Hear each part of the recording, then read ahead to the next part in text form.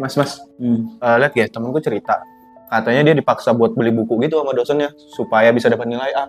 Emang kayak gitu boleh ya? Oh, kalau nggak beli nggak dapat nilai A gitu? Iya sih. Gimana? Katanya sih gitu, dia dosennya ngomong di kelasnya seperti itu sih. Nah, kalau kayak gitu tuh sebenarnya nggak boleh. Nah, itu sudah diatur dalam Undang-Undang Nomor 14 Tahun 2005 tentang guru dan dosen. Pasal 60 itu salah satu poinnya itu dosen itu harus berperilaku atau secara objektif ya dalam penilaian ataupun berinteraksi kepada mahasiswa dan juga tanpa melakukan diskriminasi apalagi mengancam nilai, itu tidak boleh. Dan kalau mau bicara sanksi, nah sebenarnya untuk sanksi sendiri di pasal 78 Undang-Undang Guru dan Dosen itu sanksinya mulai dari teguran, penurunan pangkat sampai ke pemberhentian secara tidak hormat. Dan bisa juga dikenakan pasal KUHP soal pengancaman seperti itu. Oh, itu berarti masuknya ke pengancaman? Iya. Karena dia mungkin ini ya, kalau kamu nggak beli buku, ya iya, kamu nggak bisa dapat nilai A. Jadi masuknya ke pasal pengancaman. Cuman kan ada juga sih Mas dosen yang dia nulis buku dan dia pengen lah bukunya itu juga dibeli sama orang lain, terutama sama mahasiswanya sendiri gitu. Nah kalau kayak gitu gimana tuh Mas? Nah sebenarnya yang terjadi di lapangan ini ada kesalahpahaman antara dosen dan mahasiswa. Seharusnya sebelum pembelajaran dimulai, dosen dan mahasiswa itu sudah membahas kontrak atau materi ya, kontrak materi selama 1 semester itu pakai apa. Nah di situ juga sebenarnya kalau rata-rata mahasiswa jika ditawarin untuk membeli buku dengan harga yang tentunya, karena buku-buku pendidikan itu harganya mahal ya, lumayan ya, dan pasti kayak nggak mau. Dan kebanyakan mereka memilih jalan pintas yaitu fotokopi.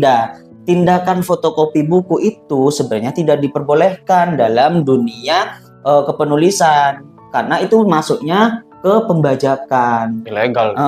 Karena itu sebenarnya membeli buku original itu adalah salah satu penghargaan, apresiasi kepada dosen yang sudah melakukan riset lama terus juga ditulis. Nah, terus letak permasalahannya di mana? Nah, ini mungkin dosen juga perlu menjelaskan atau perlu memahami mahasiswa. Sebaliknya pun mahasiswa juga bisa memahami bahwa menulis buku itu tidaklah mudah dan juga butuh biaya dan proses pengerjaan yang lama.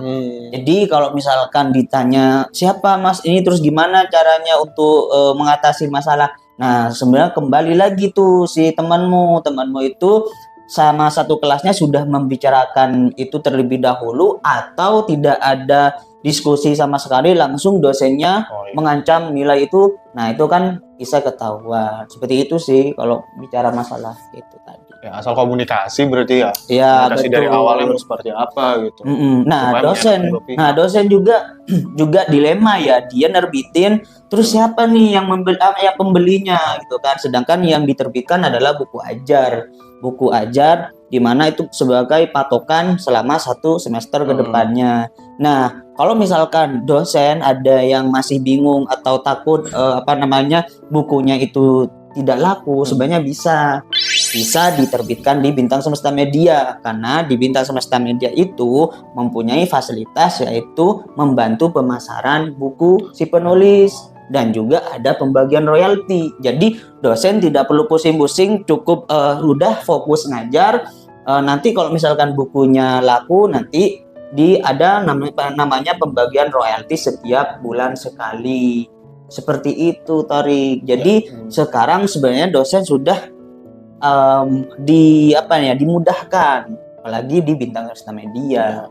Jadi bisa sekalian dia nerbitin buku, dapat karya buku, dapat nilai poin kredit bagi dosen, juga bisa dapat nilai royaltinya. Betul. Nggak usah pusing-pusing mikirin ini mana bayarnya yang menjualnya ya. Nah intinya jangan terlalu ambisius sehingga sampai mengancam peserta didik atau mahasiswa. apalagi mengancam nilai. Karena ada undang-undangnya, ada peraturannya. Betul seperti itu. Oke. Nanti aku sampaikan ya ketemu. Oke, siap. Terima kasih ya Mas ya. Sama-sama.